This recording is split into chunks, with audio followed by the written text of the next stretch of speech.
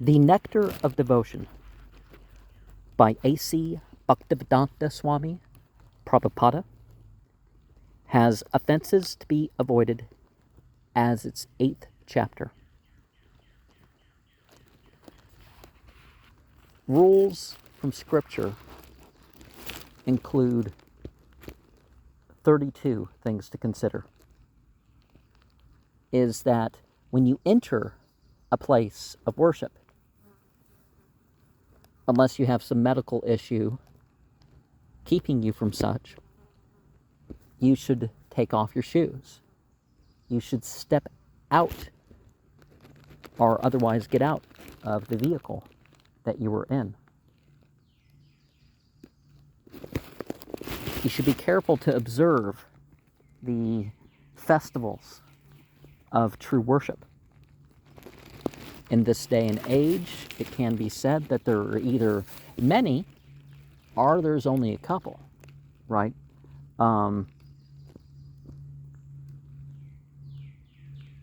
You shouldn't be of those who keep away from bowing and prostrating. If there's not a medical issue that limits this, or if you're making the choice, oh, I'd rather use it for mundane matters than this, no, it's wrong to not bow and prostrate if you're making a point of that. Now, you should clean up after eating. You should clean up after going to the bathroom. And you should probably avoid getting stuff on you as far as the 2 impurities that you release, right? And there may be other states that a person is to stay away from the place of worship. Menstruation, post-childbirth, for example. Now,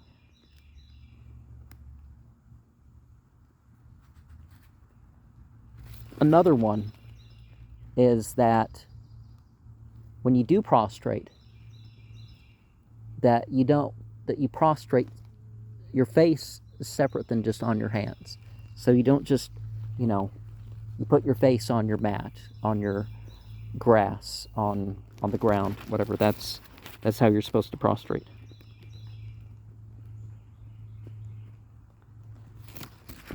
And it may differ per family, the contaminated state, how long certain things last, or the state of keeping away from, because certainly the sexual is something that creates that keep away from state. Another thing not to do is to do needless circumambulations. There are certain places and times to do circumambulations. It's not, And you should be careful about your posture. For some, they shouldn't be opening their legs. Some should have their hands at their hips. Some should not be laying on their left side with their head propped up. Some should not be with their fingers interlaced, either towards them or away from them, except for momentarily to make a point. I said the thing about not the hands at the side, right? So there are some examples of these things. And the place of worship is not just some place to lie down.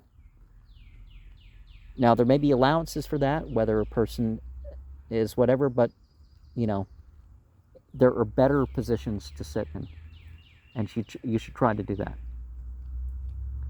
Now, you shouldn't be holding your ankles and unnecessarily holding. Some people stand with their arms folded, but they're holding at the wrist. You should avoid any of that holding. And the point is not to make it as a presentation that you're holding up when you go and eat something.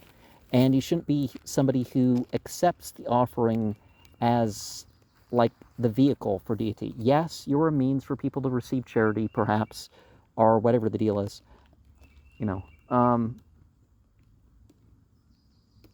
Now you need to be careful about your volume. You want to be heard.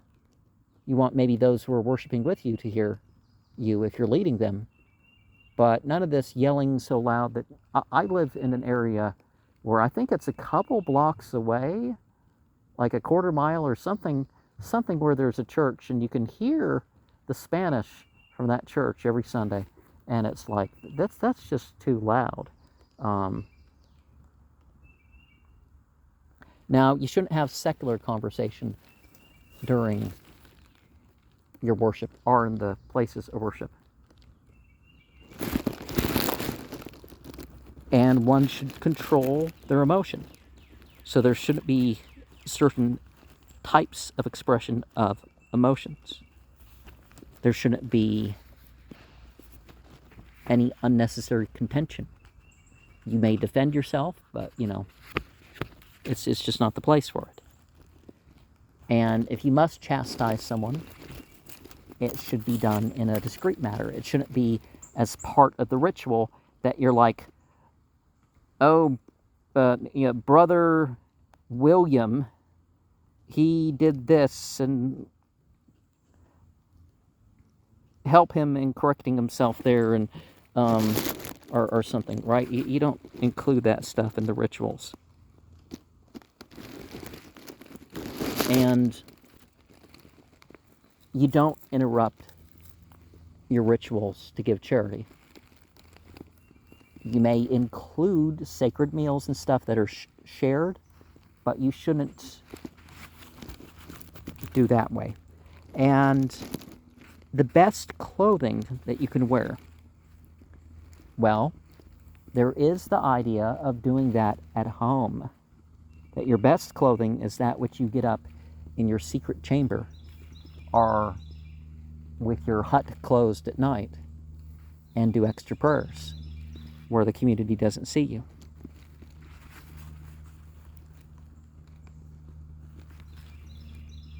And the point of a place of worship is that you're calling on deity. So speaking too well of people in the place of worship, and I've seen stuff like this where people praise living people or dead people to the point, it's like, giving a speech of how great someone is and not mentioning deity, that's, not really the thing.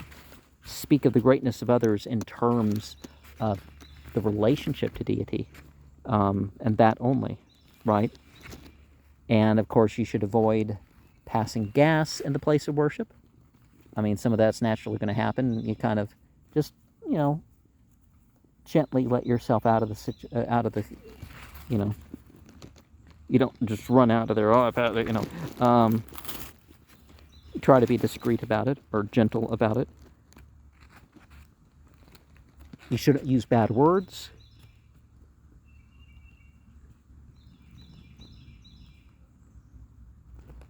You should worship according to your means. So there's nothing in the way of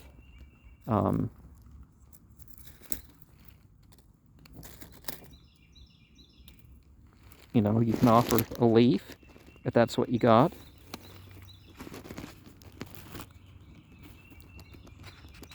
Everything you eat should be dedicated to deity.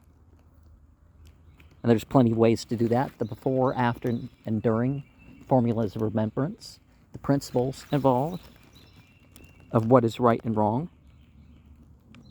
particularly if it's something that's cooked. It should not be offered to just your own enjoyment. It should be offered dedicated to deity first. And you also shouldn't face your back or your feet. And there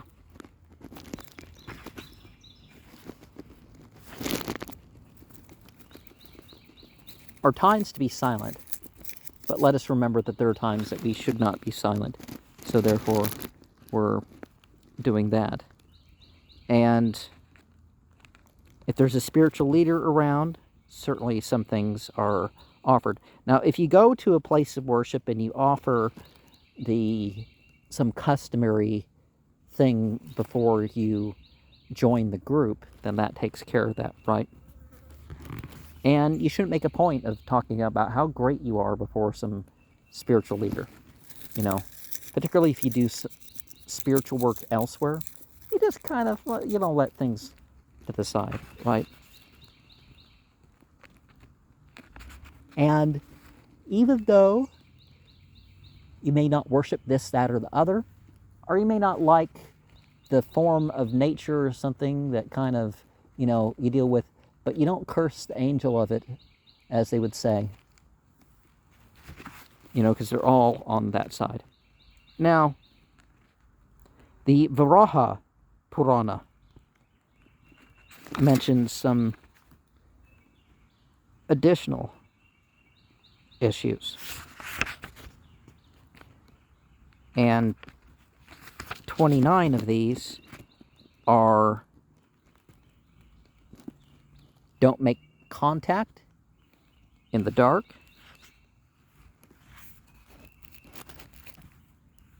be strict about your regulations if you know what they are, make a sound when you enter. You can just quickly greet the people there. Certainly, sneaking up can cause a reaction, like people think there's maybe a battle or something, because people do attack places of worship.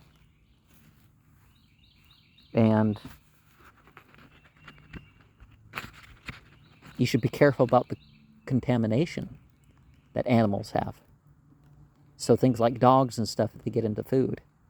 And more we're finding the reason scientifically why this is the case. And just as we said before, don't be silent when it's not the time to be silent. You don't make sound when it's time to be silent.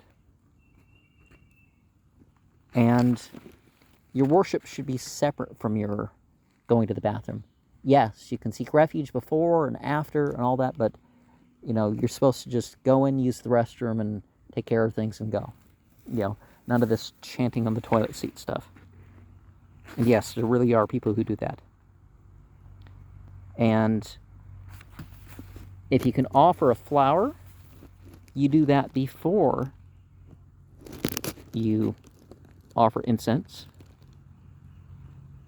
And there are flowers that are better than others. And certainly those that smell nice and look nice are ones that are to be offered first. And you take care of your teeth, whether that's through pilu or through more modern means. And directly after the sexual intercourse or involuntary omissions and that sort of stuff, a full bath should be taken before going to the place of worship. And if a woman is menstruating, stay out of there, And there are certain colors and stuff that people will say not to wear. But it's really about the principles. Like, for example, in Islam, men don't wear gold. They don't wear silk bigger than a tie unless they have a medical condition. They don't wear things dyed with saffron, blood, or rust.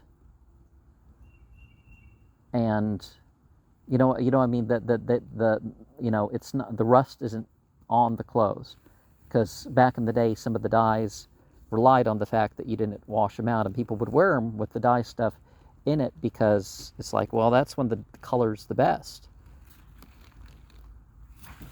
And I've acquired clothes from India that, whoa, did it lose color when it was washed, right? Now, you shouldn't just see a dead body, see a temple, or go to a temple. There should be some sort of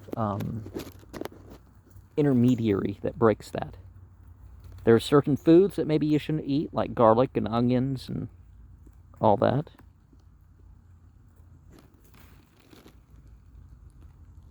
Leave your anger outside. You know, if you've visited the places where they process the dead bodies or get them ready for burial, there should be some degree of separation with that. You should give a little bit of a break after eating some food so you're not burping and all that. And one shouldn't smoke or do other drugs. One should never disrespect scripture that talks well of deity.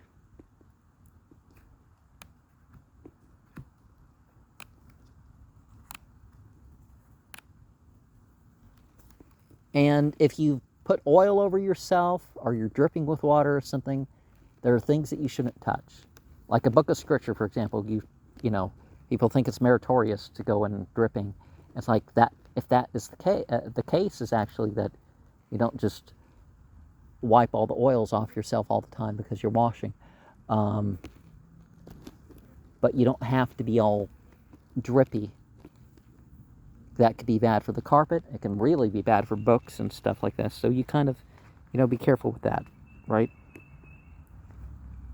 And chewing tobacco and betel and all that sort of stuff, this shouldn't be done prior.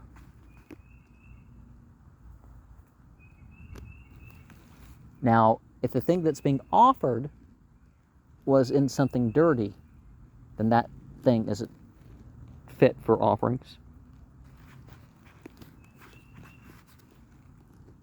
Opposing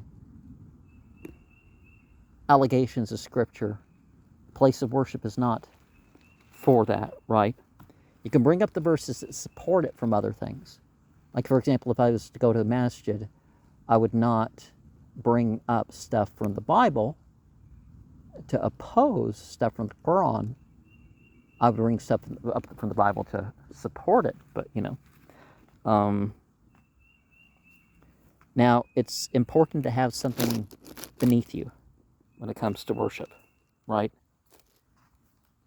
Carpet or whatever, so, you know, the bare ground. If you're at a temple, it shouldn't be just the bare ground, but otherwise you can do your worship anywhere. Now, if you have a full bath, if you have the state of ablutions, then you can touch the sacred objects. There are certain decorations that don't symbolize what is of our purpose. There are, when you get ablutions including your hands and feet. And there's different opinions of different traditions about that. Now, a 30th rule is that only those who are devotees should be offering that which gets consumed. Well, I mean, you know, that which gets burnt or something, that's one thing, but not the food and drink. Anything that will be drunk or eaten. The Brahma Samhita indicates the auspiciousness of removing the sense of all else. When you're doing that ritual, you need to do it for itself.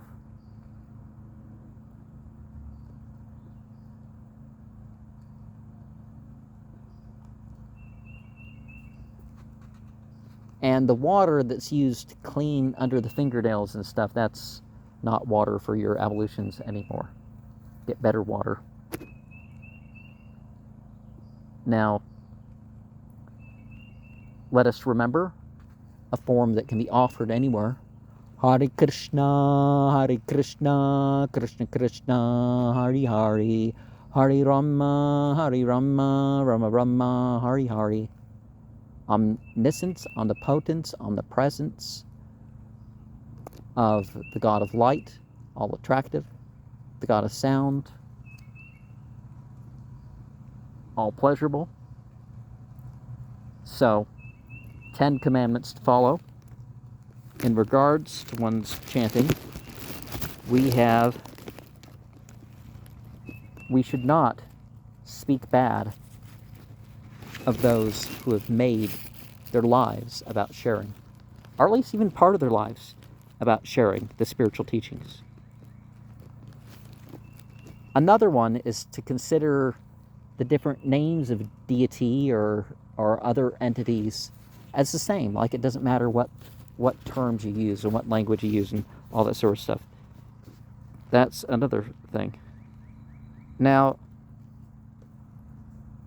those who are in charge of the community spiritually, certainly, if one does not have a spiritually valid reason, because there can be some exceptions, the spiritual masters should be obeyed. Obviously, the particular form of the ritual we are doing is this one that I've chosen. It's like, okay, well, that's one you're doing, that sort of thing, right?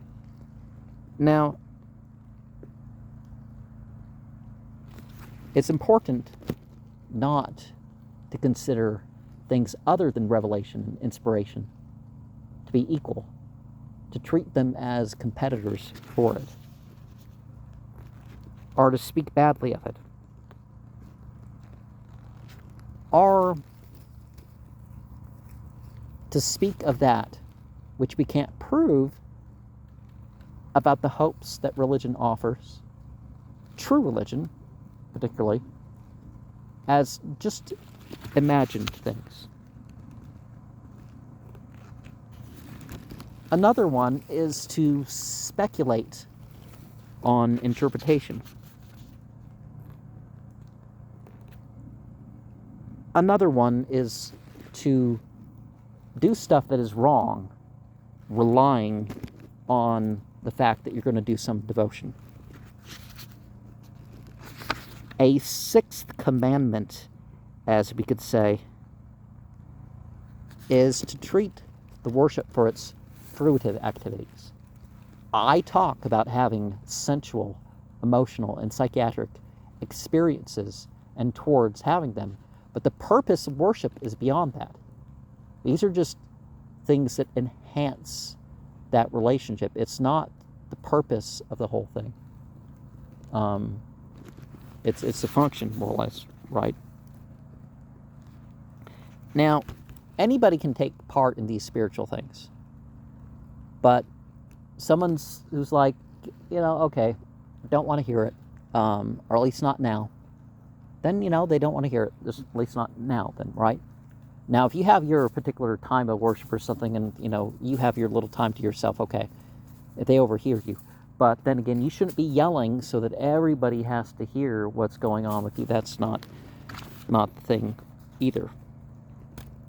Now, a 10th commandment is to be careful of your degree of faith in all this.